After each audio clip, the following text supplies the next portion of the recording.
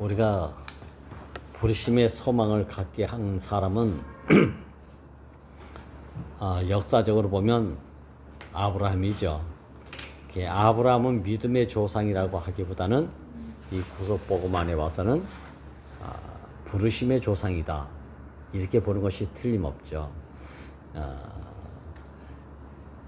이분을 통해서 보면 우리가 사람이 어디서 살아야 되나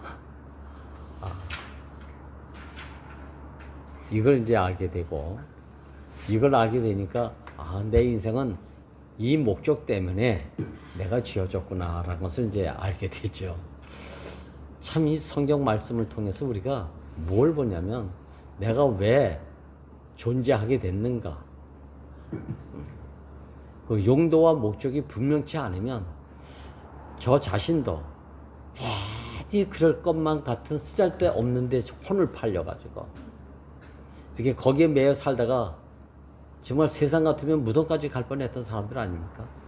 자기 나름대로 명분이 있고 잘남도 있고 똑똑함도 있고 지혜 있이 살았다고 하지만 결국은 못된 말씀을 빌리면 무덤의 비석에 뭐를 쓰여지나 이렇게 어물쭈물하다가 이곳까지 왔다. 비문에 이거밖에 쓸 것이 없대요. 그러니까 얼마나 허무하겠습니까? 진짜. 자기 나름대로 다 똑똑하게 살잖아. 아주 분명하다고 하면서 살잖아. 근데 하나님이 보시기에는 당신의 목적과 필요에 있어 지어진 자가 그 목적과 필요에 의해서 쓰여지지 못하고 자기 필요에 의해서 쓰여지다가 가면 전부 이렇게 된다는 거 아니겠어요? 오늘 믿음이라는 말씀을 참 많이 하셨는데, 믿음이라는 말을 목사님이 가장 쉽게 표현한 초창기 때 말씀이 딱 떠오르네요. 여기 참 많이 얘기해놨는데 목사님 딱 한 가지 예를 들어서 이렇게 얘기했어요. 믿음은 본 사람이 믿으면 그게 참 믿음이래요. 그래서 우리가 다 알다시피 히브리서 기자는 뭐랬어요? 믿음은 보이지 않는 것들에 대한 실상이라고 했잖아요.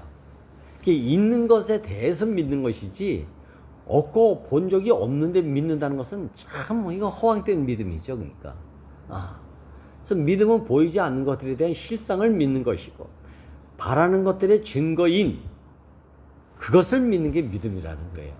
이 히브리서 기자죠. 아주 참 정확하게 명백하게 아주 요약해서 말씀을 했어요 보니까. 그런데 목사님이 이걸 더 쉽게 어떻게 얘기했냐면, 금을 본 사람에게 믿으라고 할 필요가 뭐 있겠는가.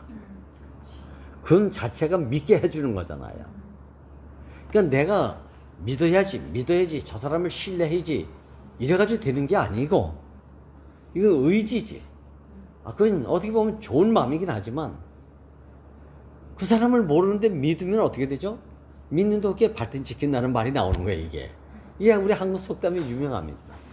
근데 믿는 것은 뭐냐? 있는 것에 대한 것을 믿는 것이고, 아는 것에 대해서 믿는 거예요, 사실은요. 믿어지는 거죠, 그러니까.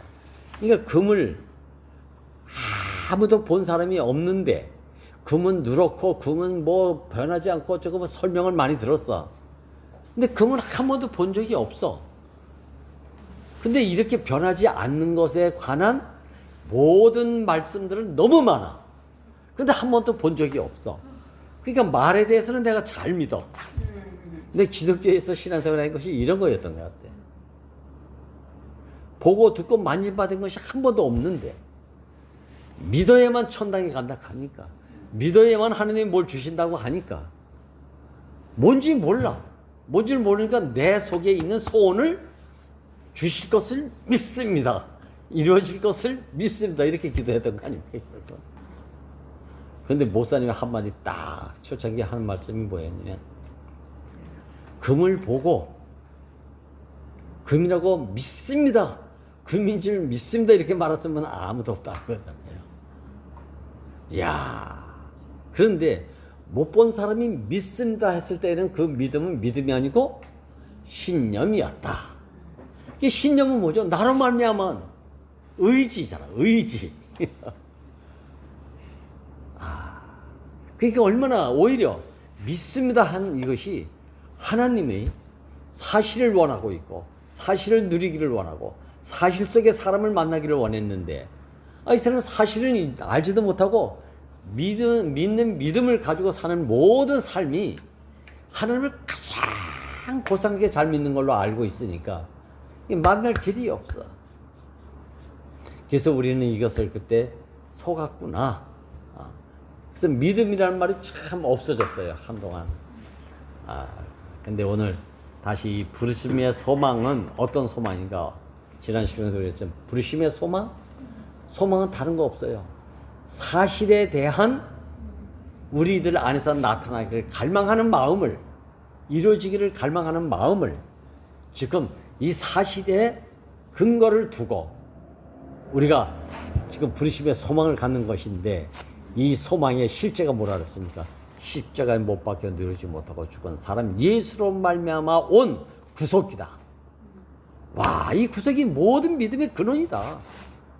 오늘 무슨 단호하게 말했어요. 여러 가지 예를 들어서 뭐 이 얘기 저 얘기 했지만 결국 우리가 부르심의 소망은 뭐 네 믿음이 좋으냐 안 좋으냐 뭐 옳으냐 그러냐 이런 것이 아니고 결국은 연합을 이룰 수밖에 없는 구속복음. 이 구속은 뭐라 그랬죠? 분열될 수밖에 없는 이치 이탈의 자리에서 이젠 하나 될 수밖에 없는 한 사람의 운명적 이치로 회복되어졌다. 이게 소망이라는 거예요. 이게 소망. 이거에만 산소망을 가져야 되지.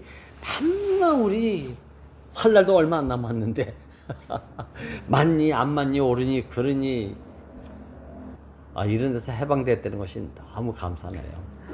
난 이렇게 부름을 받는 사람의 한 실제를 여러 가지를 통했지만 성서적으로 말하면 아브라함이 갈대 우리에서 나왔다 그러잖아요. 부름을 받았다 그러잖아요. 부름 받지 않은 사람이 아무도 없을 거예요 아마. 부름의 음성은 다 들었는데 이 말이 들리는 사람이 있는가 하면 안 들리는 사람이 있다고 그러잖아요. 근데 들리는 사람과 그럼 안 들리는 사람은 뭔 차이가 있나? 이건 믿음의 차이가 아니고 자기 지금 현재적 상태가 아닌가. 저희 개인적으로 보고 목사님의 간증을 들어봐도 노아도에서 떠나올 때 자기에게 뭔가 가능성이 있고 뭔가 이렇게 하나님이 해주실 거다라고 하는 막연한 믿음 속에서는 알 수 없었던 그런 사람이었다고 그러잖아요. 근데 한 병에서 어느 날 광주에 갔더니만 한 며칠 지났는데 일주일인가 뭐 10일인가 지냈는데 이 폐결핵이 싹 사라졌대요. 그때도 하나님이 날 살려주셨구나 이런 생각이 안 들어갔대. 그냥 감사한 마음은 들었지만 이 병이 갑자기 이렇게 낫는지 안 낫는지 그때까지도 몰랐대. 우리 같으면 지금이라도 아이고 하나님이 살려주셨구나 이렇게라도 할 텐데 그런 말을 할 수가 없었다는 거야. 왜? 하나님이 누군지 몰랐으니까. 그런데 사업에 망하고 망할 때 친구한테 편지를 하나 딱 받았는데 이 편지 속에 죽을 자리에서 하나님이 너를 살리셨으니 이제는 네가 하나님께 마지막 인생을 네가 쓰여줘야 되지 않겠느냐. 딱 두 줄인가 세 줄인가 편지를 딱 받고 그때 그렇게 권면을 많이 받았음에도 불구하고 그 말을 받아들이지 못했대. 근데 그 말을 그 편지를 딱 읽어보고 어떤 마음이 들었나? 하나님 나를 지금 불러내고 계시는구나. 하나님이 살리셨구나. 이 마음이 딱 들어갔다는 거야. 쓰자 데 없는데 우리가 시간을 허비하면서 살 이유가 없는 사람들이구나. 당신이 쓰고자 하는 대로 보고 맡기고 하면 될 텐데. 그래서 저는 여기 오늘 유프라데스 강 가까이에 있는 이 유역에 이 갈대우르라는 지역은 살기가 가장 좋은 곳이고 문명 문화가 그 당시로는 그곳이 가장 번창한 곳이었대요. 그런데 여러분들이 아시면 아브라함에게는 이곳이 가장 망한 자리였기 때문에 자기가 어디 끼일 데가 없는 사람이었다는 거 아니겠어요? 다른 사람 다 살만한 곳이라고 좋아서 거기 다 정착하는데 이유도 아브라함은 이곳에 발붙일 살 곳이 없어. 너무 다 망해가지고. 그래서 하란까지 아버지 손에 이끌려 하란 땅에 왔다가 하란에서 아버지까지 죽고 나니까 진짜 갈 곳이 없을 때에 발붙일 곳이 없으니까 그때 하나님이 찾아오셔가지고 여러분들 잘 알잖아요. 내가 네게 지시할 땅으로 가라 이렇게 말했어요. 목적지도 없어. 그냥 지시할 땅이야.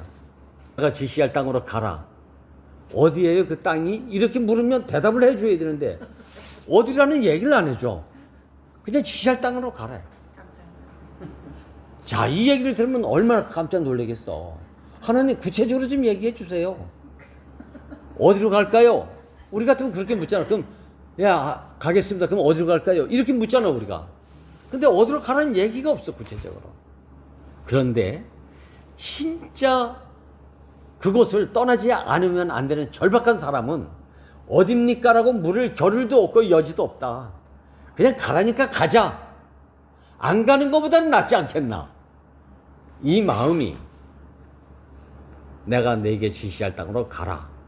이 말에 이건 순종이 아니고 어쩔 수 없어서 그렇게 갔던 이 부름이 목사님에게 해당되는 부름이었을 뿐만 아니라 저도 마찬가지였잖아요. 고향으로도 갈 수 없지. 대구에도 남아있을 수 없지. 어디로 가야 되는지 몰라. 군산 땅은 지리 공부할 때만 알았지. 한 번도 여기 가본 적이 없는 생명부지의 땅. 누구 말 때나 알았다면은 군산 상고가 뭐 역전의 명수로 야구 우승했다. 그거 하나만 알지. 아무것도 몰라. 근데 이곳에 와. 어쩔 수 없어. 근데 여기 오니까 구체적으로 언젠가 얘기했죠. 목사님 떠나올 때 남규야. 너희 가는 곳에 교회가 생길 뿐만 아니라 남규 너는 교회를 하려고 하지 말아라. 그리고 전하는 것은 대구 교회를 전하는 것도 아니다. 이열례를 전하는 것도 아니다. 십자가에 못 박혀 내리지 못하고 죽은 예수 안에 구속만 전하라. 그때는 구속이라는 얘기는 안 했지만 십자가에 못 박혀 내려오지 못한 예수만 전해라. 이렇게 말씀하셨어요. 지금 보니까 이게 엄청난 축복인 말씀인지 몰랐어요.